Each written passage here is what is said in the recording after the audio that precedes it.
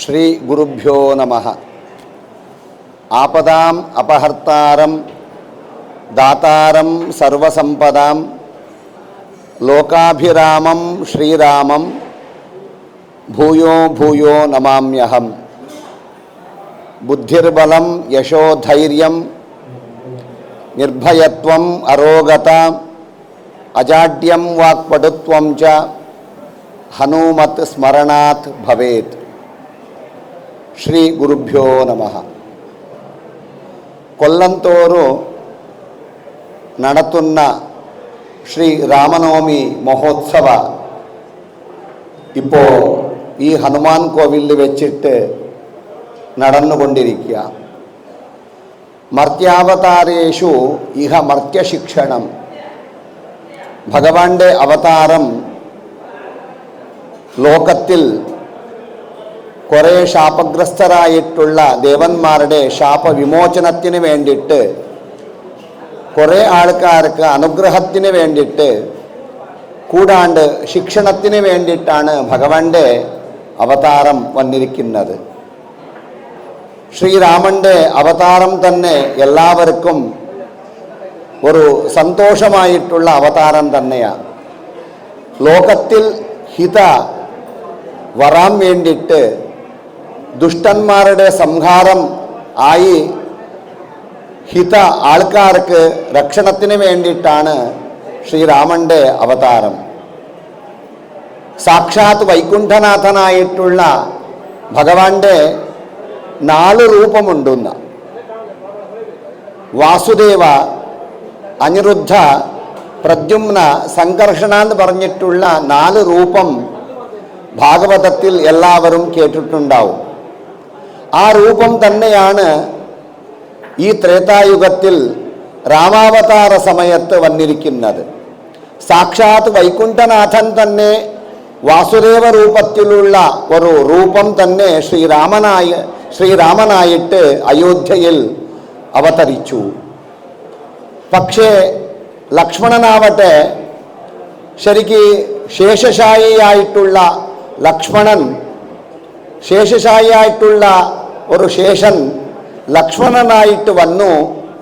ആ ലക്ഷ്മണൻ്റെ ഉള്ളിൽ ഭഗവാന്റെ ഒരു രൂപം തന്നെ എന്ന് വെച്ച് കഴിഞ്ഞാൽ, സംകർഷണ രൂപം ഒരു അംശാവതാരത്തിൽ, ഒരു അംശത്തിൽ ആ ലക്ഷ്മണൻ്റെ ഉള്ളിലുണ്ടെന്ന. അതുപോലെ തന്നെ കാമൻ, ശരിക്ക് കാമദേവൻ എന്ന് പറഞ്ഞിട്ട് കേട്ടിട്ടുണ്ടാവും. ആ കാമദേവൻ തന്നെ ഭരതനായിട്ട് രാമാവതാര കാലഘട്ടത്തിൽ വന്നു. അങ്ങേരുടെ ഉള്ളിൽ ഭഗവാന്റെ ഒരു രൂപത്തിൻ്റെ ഒരു അംശാന്ന് വെച്ച് കഴിഞ്ഞാൽ ഒരു പ്രദ്യുമ്ന പറയുന്ന രൂപം തന്നെ. അതുപോലെ തന്നെ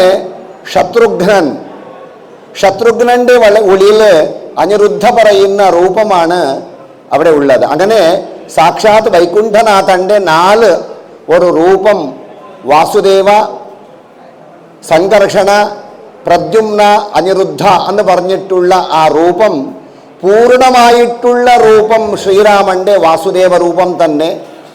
കേവല ഒരു അംശം മാത്രമേ സംകർഷണൻ്റെ ആ ഒരു അംശം ലക്ഷ്മണൻ്റെ ഉള്ളിലുണ്ട്. അതുപോലെ തന്നെ പ്രദ്യുമ്ന ഒരു അംശമാത്രം ഒരു ഭരതൻ്റെ ഉള്ളിലുണ്ട്. അതുപോലെ തന്നെ ശത്രുഘ്നൻ്റെ ഉള്ളിൽ ഒരു അനിരുദ്ധ പറയുന്ന രൂപം, ഒരു അംശമായിട്ട് ഒരു 4 അവതാരവും ആ 4 ഭഗവാന്റെ രൂപവും നമുക്ക് ഈ ത്രേതായുഗത്തിൽ വന്നിരിക്കുന്നതാണ്. ഈ 4 അവതാരം, ഭഗവാന്റെ അവതാരം വന്നിരിക്കുന്നത് ലോകത്തിൽ നമുക്ക് എല്ലാവർക്കും സന്ദേശം നൽകുന്നത് എന്താണ് എന്ന് വെച്ച് കഴിഞ്ഞാൽ, ശ്രീരാമൻ്റെ ധ്യാന ശ്ലോകത്തിൽ തന്നെ ശ്യാമം രവീന്ദു അമിത ദീധിതി കാന്തിയുക്തം ജ്ഞാനം ക്ഷരം ച ദധതം. അങ്ങയുടെ കയ്യിൽ ഒരു ആയുധമുണ്ട്, ക്ഷരം എന്ന് പറഞ്ഞിട്ടുള്ള ആയുധം. മറ്റൊരു ജ്ഞാനമുദ്രയായിട്ടാണ്. അപ്പം ഈ 2 കൈകൊണ്ട് നമുക്ക് മർത്യാവതാരത്തിലുള്ള നമുക്ക് സന്ദേശം കിട്ടുന്നത് എന്താണ് എന്ന് വെച്ച് കഴിഞ്ഞാൽ, ആ ക്ഷരം പിടിച്ചിട്ടുള്ളത് 2 ശത്രുക്കളെ, പ്രധാനമായിട്ടുള്ള ശത്രുക്കളെ നിഗ്രഹ ചെയ്യാൻ വേണ്ടിയിട്ടാണ്. ഒന്ന് രാവണൻ, മറ്റൊരു കുംഭകർണൻ. അപ്പോൾ രാവണൻ കുംഭകർണനെ വധിക്കാൻ വേണ്ടിയിട്ട് ആ ശരം യൂസ് ചെയ്തു. മറ്റൊരു ജ്ഞാനമുദ്രം എന്തിനു വേണ്ടി എന്ന് വെച്ച് കഴിഞ്ഞാൽ ആ ലങ്കയിൽ വരുന്ന 2 ശത്രുക്കളെ മാറ്റി അവിടെ ജ്ഞാനത്തെ സ്ഥാപിക്കണം. ആ സ്ഥാപിക്കാൻ വേണ്ടിയിട്ടാണ് വിഭീഷണനെ പട്ടകെട്ടി അവിടെ ജ്ഞാനം നൽകി എന്ന് പറഞ്ഞിട്ടുള്ള സന്ദേശം.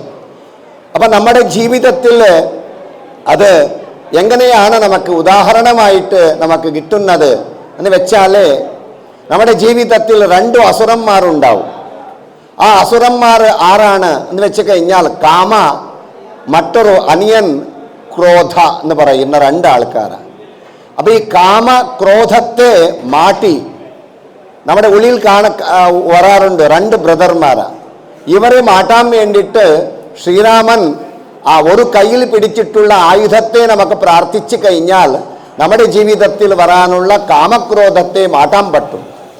മാറ്റിക്കഴിഞ്ഞാലോ മറ്റൊരു കയ്യിൽ ജ്ഞാനമുദ്രം നമുക്ക് ഭഗവാൻ നൽകിയിട്ടുണ്ട്. ആ ജ്ഞാനമുദ്രയുടെ സന്ദേശം എന്താണ് എന്ന് വെച്ച് കഴിഞ്ഞാൽ നമ്മുടെ ഉള്ളിൽ ശ്രീരാമനെ സ്ഥാപിക്കണം. ശ്രീരാമനെ സ്ഥാപിച്ചിട്ട് നല്ല ജ്ഞാനത്തെ നമുക്ക്, നല്ല അജ്ഞാനം നീങ്ങി നല്ല ജ്ഞാനത്തെ സ്ഥാപിക്കണം.